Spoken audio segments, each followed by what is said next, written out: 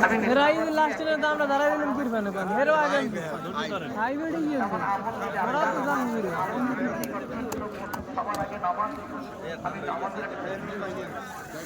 আমি নামাজ পড়তে পারি না একদিনে কতটুকুই পারা যায় কিন্তু আল্লাহ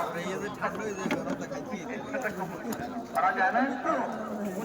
আপনার খুব খেয়াল করেন যারা ইসলাম বেঁচেও থাকবেন তাদের সময়টা নষ্ট হবে খেয়াল করতে হবে আমাদের কোন নামাজে দাঁড়ানোর সময় ভাবতে হবে যে লাকি ব্যবহার করছেন